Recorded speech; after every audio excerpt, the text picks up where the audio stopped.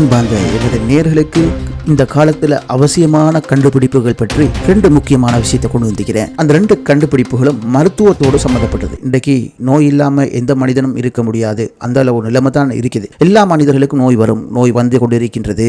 அந்த நோய் நம்மளை இறுதியாக கொண்டு போய் சேர்க்கிற இடம் தான் சவக்காடு, மரணம். இந்த மரணத்தை நோக்கி தான் இந்த நோய்கள் எல்லாம் நம்மளை அழைச்சிக்கொண்டே போகுது. ஆகவே எப்படி சரி இந்த மரணத்திலிருந்து சற்று தூரமாகி வாழ்வோம், அதாவது மரணத்தை தவிர்க்க முடியாது ஆனால் தூரமாகி வாழ்வோம், இன்னும் கொஞ்ச நாள் உலகத்தில் வாழ்ந்துடலாம் என்கிற ஒரு போராட்டத்திட விளைவு ஒன்று தான் இந்த மருத்துவம், அதாவது நோய்களுக்கான மருந்து கண்டுபிடிப்புகள். இந்த வகையில் உலகத்தில் ஆட்டி படைத்து வந்து கொண்டிருந்த நோய்கள் தான் உலகத்தில் குஷ்டரோகம், டெங்கு போன்ற பல்வேறு நோய்கள் இருந்தது.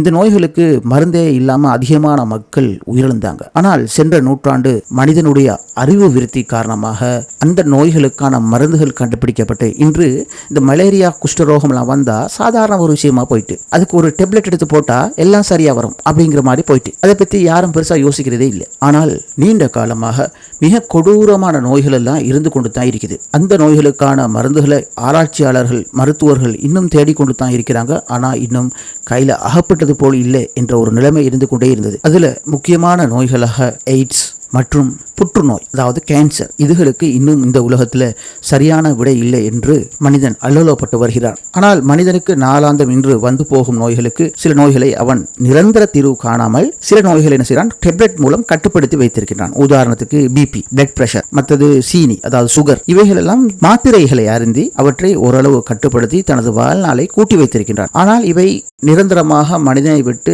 வெளியேறவில்லை, மனித உடம்புல இருந்து கொண்டே இருக்குது. அவற்றை கட்டுப்படுத்தி வைத்திருக்கிறான், டெப்லெட் மூலம் கட்டுப்படுத்தி வைத்திருக்கின்றோம். இந்த வகையிலே உலகத்தில் நீண்ட காலம், அதாவது கொடூர நோய், இவற்றை கட்டுப்படுத்தவே முடியாது, வந்தால் மனிதன் மரணித்து விடுவான் என்ற ஒரு நோயாக கருதக்கூடிய ஒன்று தான் இந்த எய்ட்ஸும் புற்றுநோயும். இந்த எய்ட்ஸ் நோய்ங்கிறது மனிதனுடைய தவறான பாலியல் தொடர்பு, அதாவது மனைவி அல்லாமல் வேறு சம்பந்தம் இல்லாதவர்களோடு பாலியல் தொடர்பு வைக்கும் மனிதர்களுக்கு இவை வேகமாக பரவுகின்றது என்பதுதான் இன்று விஞ்ஞான ஆய்வு. எனவே இவர்கள் இவ்வாறான நடத்தையிலிருந்து விலகி கொண்டால் நீங்கள் எய்ட்ஸ் நோயிலிருந்து பெரும்பாலும் தப்பிக்கொள்ளலாம். அது உங்களுக்கு ஏற்படாது. அடுத்த விஷயம், நாம் விரும்பியோ விரும்பாமலோ அது நினைத்தால் நமக்கு வரும் என்ற ஒரு நிலையை தோற்றுவித்த ஒரு நோய் தான் புற்றுநோய், கேன்சர். இது மனிதனுடைய அன்றாட நடத்தைகளின் காரணமாக உருவாகும். ஆனால் இவை தவறான நடத்தை காரணமாக உருவாகிறது என்று மனிதனுடைய நாளாந்த அலட்சியம் காரணமாக, அதாவது ஆரோக்கியமாக உடலை பேண வேண்டும், சுத்தமாக இருக்க வேண்டும், நாம் சாப்பிடும் உணவு பற்றி நமக்கு அறிவிருக்க வேண்டும், இவற்றையெல்லாம் மனிதர்கள் நாளாந்தம் சிறப்பாக செய்து வந்தால் இந்த நோயிலிருந்து பாதுகாக்கலாம். இருந்தாலும் சில பரம்பரையாக வரும் இந்த நோய்களிலிருந்து மனிதன் தவிர்த்து கொள்ளவே முடியாத நிலை காணப்படுகிறது. பரம்பரை என்பதற்கு நாம் காரணம் அல்ல. அடுத்தது, எப்போதும் நாம் சாப்பாடும் சாப்பாடு, எமது பழக்க வழக்கங்களை பற்றி நாம் தற்கால பிஸியான உலகத்தில் அவற்றை பார்ப்பதற்கு நேரம் இருக்காது பல மனிதர்களுக்கு. ஆகவே இவர்கள் விரும்பியோ விரும்பாமலோ இவர்களுக்கு இந்த நோய் ஏற்பட்டு சில காலங்களில் மனிதர்கள் மரணித்து விடுகின்றார்கள். ஆகவே எய்ட்ஸ் நோய் வராமல் இருக்க நாம் பாதுகாப்பான உடல் உறவு முறைகளை பேணுவதன் மூலம் எய்ட்ஸ் நோய் நம்மளை அணுகாமல் இருக்க நாம் பாதுகாப்பாக இருக்கலாம். ஆனால் புற்றுநோய் வராமல் இருக்க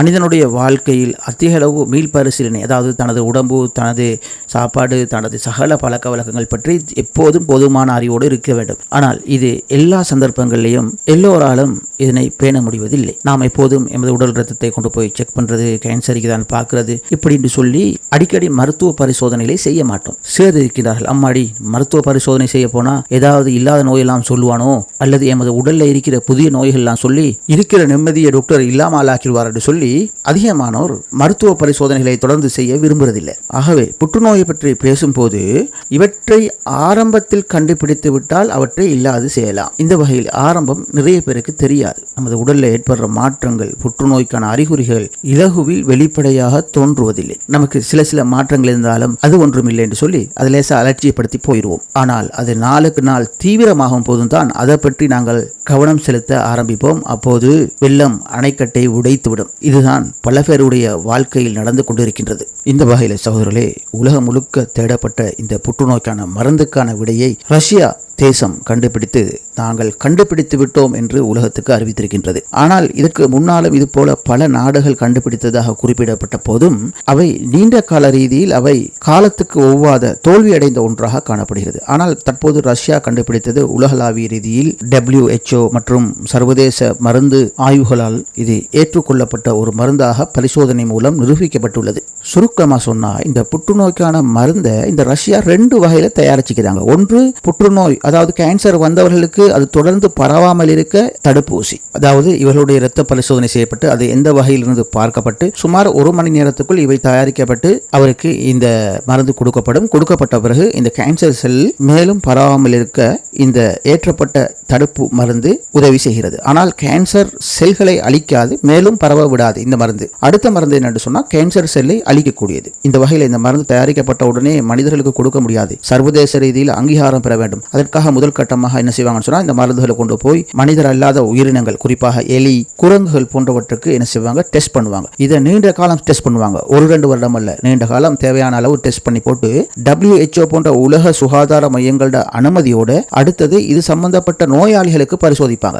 நோயாளிகளுக்கு பரிசோதிக்கிறதுக்கு முன்னால கொடுக்கப்பட்ட மருந்து விலங்குகளுக்கு எந்த ஆபத்தும் இல்லாத ஒரு கட்டத்தை ஏற்படுத்தினால்தான் அடுத்தது நோயாளிகளுக்கு கொண்டு வருவாங்க. அதுவும் உலகத்தில் இருக்கிற எல்லா நோயாளிகளுக்கும் கொடுக்க மாட்டாங்க, ஒரு சில நோயாளிகளுக்கு பரிசோதனைக்காக அவை கொடுக்கப்பட்டு ஆராய்ச்சி செய்யப்படும். இவை சில வருடங்கள் கடந்த பின் இவை சக்சஸ் என்ற ஒரு நிலைக்கு வந்தால் அடுத்த நிலைமைக்கு, அதாவது பொது உலகத்துல எல்லா நாட்டு மருத்துவர்களும் இதனை பயன்படுத்தலாம் என்ற ஒரு நிலைக்கு இதற்கு அனுமதி வழங்கப்படும். இந்த வகையிலே இந்த கேன்சர் வேக்சின், அதாவது கேன்சர் தடுப்பூசிக்கு எல்லா நாடுகளும் பயன்படுத்தலாம் என்ற ஒரு நிலை வந்துள்ளதாக தகவல்கள் தெரிவிக்கின்றது. முதலில் ரஷ்யா மக்களுக்கு தான் இவை வழங்கப்படும், பின்னர் சர்வதேசம் எங்கும் இவை அனுப்பி வைக்கப்படும் என்று குறிப்பிடப்படுகின்றது. இதன் மூலம் கேன்சர் வராமல் இருக்க அல்லது வந்தவர்கள் தொடர்ந்து அது வீரியமடைந்து மரணிக்காமல் இருக்க இந்த மருந்து உலகத்துடைய மிகப்பெரிய கண்டுபிடிப்பு என்று நம்பத்தகுந்த செய்திகள் உலகம் எங்கும் பரவி வருவதை நாங்கள் காணக்கூடியதாக உள்ளது. அதுபோல சகோதரர்களை தற்போது ஆய்வு நிலையில இருக்குது, அதாவது ஒரு ஆய்வு நிலையை முடிச்சிட்டாங்க. அடுத்தது அந்த மருந்தை